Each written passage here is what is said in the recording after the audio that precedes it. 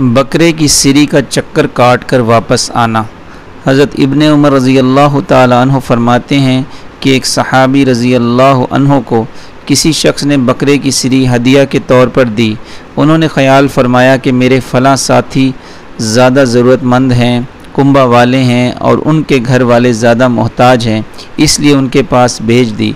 उनको एक तीसरे साहिब के मुताल्लिक यही ख़याल पैदा हुआ और उनके पास भेज दी।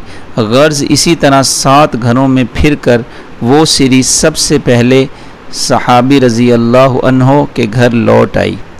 फ़ायदे में शेखुल हदीस रहमतुल्लाह लिखते हैं, इस किस्सा से उन हज़रात का आम तौर से मोहताज और ज़रूरतमंद होना भी मालूम होता है और ये भी कि हर शख्स को दूसरे की ज़रूरत अपने से मुक़द्दम मालूम होती थी। अल्लाह ताला से दुआ है जो कुछ पढ़ा और सुना अल्लाह ताला अपनी बारगाह में कबूल मंजूर फरमाए और इस पर अमल करने की और दूसरों तक पहुँचाने की तौफ़ीक़ अता फ़रमाए। आमीन सुम्मा आमीन। जज़ाकुमुल्लाहु खैरा।